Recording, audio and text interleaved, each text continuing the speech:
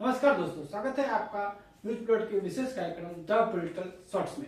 जैसा कि आपको पता है, हम राजनीति की बड़ी बातें द पॉलिटिकल प्लॉट वाले कार्यक्रम में करते हैं, लेकिन एक अलग सीरीज लेके आए हैं हम द पॉलिटिकल शॉर्ट्स में, जिसमें हम छोटी छोटी लेकिन महत्वपूर्ण और मजेदार बातें करते हैं। तो आज हम जिस बारे में बात करेंगे वो बात है बेटी बहू राज की। राजनीति में वैसे तो ये माना जाता है कि भाई भतीजावाद ही चलता है, किसी वंश को चलाने के लिए एक पुत्र की जरूरत होती है। अगर पुत्र ना हो तो भाई और भतीजे के सहारे राजनीति आगे बढ़ती है। लेकिन अगले पिछले कुछ दिनों से ऐसा चलन चल रहा है जहां पे राजनीति अब परिवार तक ही सीमित है, भाई और भतीजे पीछे आ गए हैं। और अगर पुत्र कामयाब ना हो, थोड़ा सा पिछड़ा हो, तो बहू और बेटे को भी आगे बढ़ाया जा सकता है। और इसका उदाहरण हमको दिखने को मिला अभी के झारखंड विधानसभा चुनाव में। अब इस बार के झारखंड चुनाव की बात करें तो ये चुनाव पूरी तरह से महिलाओं के बारे में था। एक तरफ तो मैया सम्मान योजना के चलते इंडिया ब्लॉक को और झारखंड मुक्ति मोर्चा को भर भर के महिलाओं को वोट मिले, जिसके कारण उन्होंने इतनी सीटें जीती जितनी कि इस राज्य में अभी तक कोई भी पार्टी या गठबंधन जीत नहीं पाया था। दूसरी तरफ इस चुनाव से पहले ही इस राज्य को उसकी पहली महिला मुख्यमंत्री मिलने के आसार बन गए थे, जब ऐसा लगने लगा था कि हेमंत सोरेन के जेल जाने के बाद उनकी पत्नी कल्पना सोरेन इस राज्य की मुख्यमंत्री बन सकती हैं। हालांकि अंत में तकनीकी कारण ऐसा नहीं हो सका और कल्पना सोरेन की जगह चंपई सोरेन मुख्यमंत्री बने। लेकिन अब यह संभावना खुली हुई है, क्योंकि कल्पना सोरेन राज्य की विधायक बन चुकी है और अगर हेमंत सोरेन किसी कारण से हटते हैं मुख्यमंत्री की कुर्सी से तो कल्पना सोरेन ही मुख्यमंत्री बनेगी। मगर ये सिर्फ उस बारे में बात नहीं है, बात यह है कि इस बार जब झारखंड के विधानसभा चुनाव हो रहे थे तो इस राज्य की तमाम राजनीतिक पार्टियों को यह पता था कि महिलाओं की भागीदारी इस चुनाव में बढ़ चढ़कर होने वाली है। और इसीलिए तमाम पार्टियों ने बड़ी संख्या में महिला उम्मीदवारों को, ऐसे उम्मीदवारों को टिकट दिया जो चुनाव जीत सकती थी। और एक समय तो ऐसा लगने लगा कि इस राज्य में करीब 20 महिला विधायक हो सकती थी। हालांकि अंत में उनमें से कुछ विधायक हार गई, लेकिन फिर भी इस राज्य में करीब 12 महिला विधायक जीती हैं, जो इस राज्य की विधानसभा का लगभग 15% होता है। तो पहली बार है कि इतनी बड़ी संख्या में यहाँ पे महिलाएं जीतकर आई हैं। अब अगर इन विधायकों की बात करें तो ये तमाम पार्टियों से जीत के आई हैं। इनमें से 5 विधायक कांग्रेस से चुन के आए हैं, 4 विधायक भाजपा से चुन के आए हैं और 3 विधायक झारखंड मुक्ति मोर्चा से चुन के आए हैं। तो सभी बड़ी पार्टियों से अच्छी खासी संख्या में विधायक चुन के आए हैं। और तब जबकि विधायिकाओं में महिलाओं को 33% आरक्षण दिए जाने की मांग काफी समय से लंबित है और उसको लागू करने के लिए कई सारे सरकारों का प्रयास लगातार असफल हो रहे हैं, वैसी हालत में अगर इतनी बड़ी संख्या में महिलाएं राज्य में जीत कर आती हैं तो ये वाकई में स्वागत की बात है और इससे कई अन्य लोगों का उत्साह तो बढ़ेगा। लेकिन इस खुशी के साथ साथ थोड़ा गम भी है, क्योंकि ये जो 12 महिला विधायक चुन के आई हैं ये किसी खास राजनेता या राजनीतिक परिवार से ही संबंध रखती हैं और इनकी जीत से इन पार्टियों की जो सामान्य महिला कार्यकर्ता हैं उनका उत्साह उतना नहीं बढ़ेगा, विधायक बनने की उनकी चाह को उतना बल नहीं मिलेगा। और इसीलिए हम एक एक करके इन विधायकों के प्रोफाइल पे नजर डालते हैं। अब पाकुड़ से जो विधायक चुनी गई है कांग्रेस के टिकट पर निशत आलम, वो कांग्रेस के पूर्व विधायक आलमगीर आलम की पत्नी है। उसी तरीके से दीपिका पांडे सिंह जो महागामा से चुनाव जीती और इस समय राज्य सरकार में मंत्री बन चुकी हैं, वो कांग्रेस के पुराने नेता और विधायक अवध बिहारी सिंह की बहू हैं। इसके अलावा कांग्रेस के टिकट पे श्वेता सिंह जीती हैं जो भाजपा के पुराने नेता समरेश सिंह की बहू हैं। और साथ ही साथ नेहा बंधु तिर्की भी जीती हैं, जो बंधु तिर्की जो कि लगभग सभी दलों में रह चुके हैं, सर्वदलीय नेता माने जाते हैं, उनकी बेटी है। तो कांग्रेस के 5 में से 4 महिला विधायक जो हैं वो किसी न किसी राजनीतिक परिवार या राजनेता से संबंध रखती हैं। अब बात करें भाजपा की तो उसकी टिकट पे 4 महिला विधायक जीती हैं। इनमें से कोडरमा की विधायक नीरा यादव वाकई कुछ हद तक अपना राजनीतिक वजूद रखती हैं और अब उसी के बल पर चुनाव जीती हैं, लेकिन वो भी काफी हद तक अन्नपूर्णा देवी जो वहां की कोडरमा की सांसद हैं उनके रसूख पे ही निर्भर करती हैं। अगर उनका रसूख उनके नाम से निकाल दिया जाए तो उनकी कोई खास हैसियत रह नहीं जाती है। फिर भी हम उनको ऐसी विधायक की श्रेणी में डालेंगे, ऐसी महिला विधायक की श्रेणी में डालेंगे जो किसी राजनेता या परिवार से जुड़ी हुई नहीं है। अब भाजपा की दूसरी विधायक जो रागिनी सिंह है, वो उन सूर्यदेव सिंह की बहू है जिनकी जीवनी पे फिल्म गैंग्स ऑफ वासेपुर बनी है, और अब वो चुनाव जीत कर आई हैं।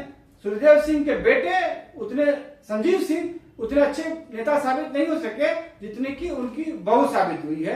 तो फिल्म में जो सूर्यदेव सिंह का किरदार निभाने वाले रामाधार सिंह कहते थे कि बेटा तुमसे ना हो पाएगा, वो इस बार पर्दे से लगता है कि इस बार धरातल पे उतर गया है।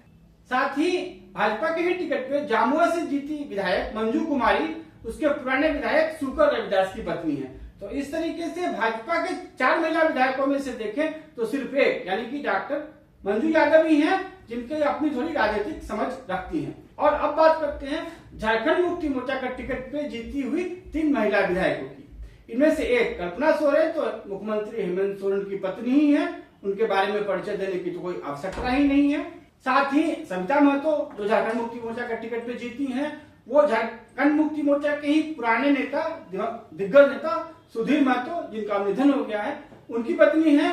और तीसरी विधायक जो लुइस मारंडी जीती हैं, वो एक अनुभवी राजनेता जरूर हैं लेकिन झारखंड मुक्ति मोर्चा मूल की नहीं है। वो भाजपा में रही हैं, उसकी राष्ट्रीय सचिव भी रही हैं और एक अनुभवी राजनेता हैं। तो ये माना जा सकता है कि लुइस मारंडी भी सामान्य राजनीतिक महिलाओं को रिप्रेजेंट करती हैं। तो इस तरीके से झारखंड की जो 12 महिला विधायक चुनी गई हैं, उनमें से सिर्फ 2 या वैसे कहें तो 3 ही महिला विधायक ऐसी हैं जो सामान्य महिला विधायक मानी जा सकती है। बाकी किसी न किसी नेता या किसी न किसी परिवार की लीगेसी को आगे बढ़ा रही है। पर हम इसी स्थिति को ऐसे भी देख सकते हैं कि ग्लास आधा भरा हुआ है। स्थिति उतनी भी निराशाजनक नहीं है। राजनीतिक दलों या परिवारों से जो लोग आ रहे हैं, जो चाहे लड़के हों या लड़कियां, उनकी तो वैसे ही पार्टियों में और विधायकों में हिस्सेदारी बढ़ती जा रही है। तो इस कारण से हम लिंग आधार पे विभेद नहीं कर सकते हैं। और फिर राजनीतिक परिवार से आई हुई हर महिला गूंगी गुड़िया ही नहीं होती। अब इंदिरा गांधी का ही उदाहरण ले लीजिए, उनको माना जाता था कि वो राजनीति में सिर्फ इसलिए आई क्योंकि वो जवाहरलाल नेहरू की बेटी हैं, लेकिन उन्होंने जो अपनी पहचान बनाई, जो अपनी बड़ी छवि बनाई, वो अपने पिता से कहीं बड़ी थी। अब इसके अलावा अगर मुफ्ती मोहम्मद सईद की बेटी महबूबा मुफ्ती की बात करें, सुखबीर बादल की पत्नी हरसिमरत कौर बादल की बात करें, या फिर एकनाथ खड़से की बहू रक्षा खड़से की बात करें, तो उन्होंने न सिर्फ अपने परिवार की धरोहर को बचा कर रखा बल्कि इसमें बहुत कुछ जोड़ा भी है।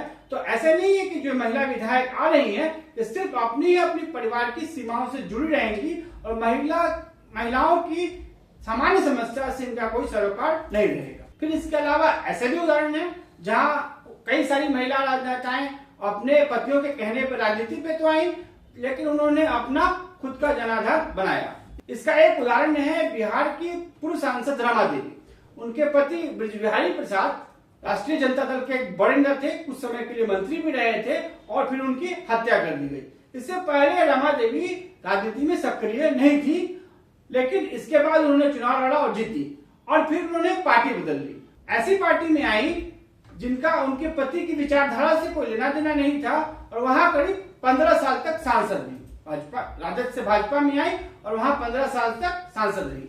ऐसे ही कुछ कहानी झारखंड के अन्नपूर्णा देवी की भी है, जो तब चुनाव जीतकर पहली बार विधायक बनी जब उनके पति को चुनाव लड़ने के लिए अयोग्य ठहरा दिया गया था। इसके बावजूद वो न सिर्फ 10 साल तक विधायक नहीं बल्कि अपने पति के निधन के बाद उन्होंने राष्ट्रीय जनता दल छोड़ के भाजपा ज्वाइन की और उसके टिकट पे 2 बार लोकसभा चुनाव जीतने के बाद अब केंद्र में मंत्री हैं। तो तमाम ऐसी महिलाएं जो राजनीतिक परिवारों से आती हैं अपनी राह खुद भी बना सकती हैं और आगे बढ़ा सकती हैं, ऐसा इन महिलाओं ने साबित किया है। और अभी झारखंड की सविता महतो हो या रक्षा खड़से हो, वो इसी राह पे आगे बढ़ रही है। पर सबसे अहम बात यह है कि झारखंड की जो तमाम महिला विधायक चुन के आई हैं, वो राजनीति में एक मानसिकता के बदलाव का संकेत दे रही है। आज से कुछ साल पहले ऐसा माना जाता था कि किसी भी राजनीतिक नेता को अपना परिवार आगे बढ़ाने के लिए एक न एक बेटे की आवश्यकता होती थी और इसी कारण से हालांकि सोनिया गांधी की जब इस देश में पहली रैली हुई थी तो उस रैली में प्रियंका गांधी उनके पीछे खड़ी थी, राहुल गांधी खड़े नहीं थे, लेकिन फिर भी राहुल गांधी को कांग्रेस का सर्वमान्य नेता बनाने के लिए प्रियंका गांधी थोड़ी सी पीछे हट गई। तेजस्वी यादव जब बिहार के उप मुख्यमंत्री बने तो वो सिर्फ 26 साल के थे और उनकी बहन मीसा भारती करीब 10 सालों से राजनीति में सक्रिय थी। फिर भी लालू प्रसाद को यह लगा कि मीसा भारती उनके परिवार की विरासत को आगे नहीं बढ़ा सकती और उन्होंने अपने बेटे को उप मुख्यमंत्री बनवाया। अब वो हालात नहीं रहे हैं और स्थिति दिन पर दिन बदल रही है और ये बात सिर्फ झारखंड तक ही सीमित नहीं है। महाराष्ट्र की बात करें तो वहां पे एनसीपी के शरद पवार ने अपने भतीजे अजित पवार जो एक पुरुष हैं और अगर पुरुषवादी मानसिकता को माना जाए तो वही उनकी विरासत को आगे बढ़ा सकते थे, उनको दरकिनार करके अपनी बेटी सुप्रिया सुले को विरासत दी। हरियाणा की बात करें तो वहां किरण चौधरी की बेटी श्रुति चौधरी और राव इंद्रजीत सिंह की बेटी आरती राव, ये दोनों ही चुनाव जीती, विधायक बनी और भाजपा सरकार में मंत्री हैं। रक्षा खडसे का उदाहरण पहले ही दे चुके हैं।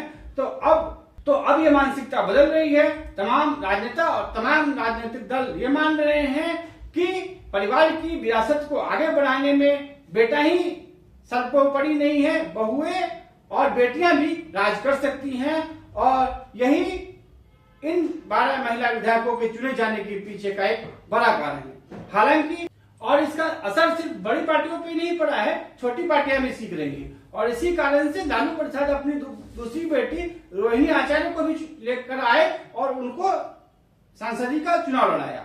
समाजवादी पार्टी का टिकट पे जीते हुए सांसदों में से लगभग 5 सांसद ऐसे हैं जो किसी न किसी समाजवादी पार्टी के बड़े नेता की बेटियां हैं। तो अब यादव नेताओं में भी अपनी अपनी बेटियों को आगे करने की चाह पनप रही है और ये समाज के लिए अच्छा संकेत हो सकता है। हालांकि हम अभी भी सुषमा स्वराज, नजमा हेपतुल्ला, मायावती, शैलजा कुमारी शैलजा, बृंदा करात जैसे बड़ी कद वाले स्वतंत्र राजनीति वाले नेताओं, महिला नेताओं के आगे आने की बाट जो रहे हैं। ऐसा कोई नेता न तो पुरुष समाज में आगे आ रहा है, न कोई महिला समाज में आगे आ रहा है। लेकिन जब तक ऐसी कोई नेता सामने नहीं आती तब तक अगर बड़े राजनीतिक दलों से बेटों की जगह बेटियां ही आगे आए तो उससे भी हमें अपना काम चलाना ही पड़ेगा। नारियों को सत्ता का हस्तांतरण करने में अगर ये थोड़ी सी रुकावट अभी बची हुई है तो उसका समाधान हमें कहीं ना कहीं तो खोजना ही पड़ेगा। लेकिन अंत में लबोलुबाब यही है कि अब राजनीति में भाई भतीजावाद के दिन लग गए और अब बहु बेटियां करेंगी राज और यही भारत के सर पे सजाएंगी ताज। तो आज के अंक में इतना ही। नमस्कार। पॉलिटिकल शॉर्ट्स के अगले अंक में ऐसे ही किसी और मुद्दे के बारे में करेंगे बात।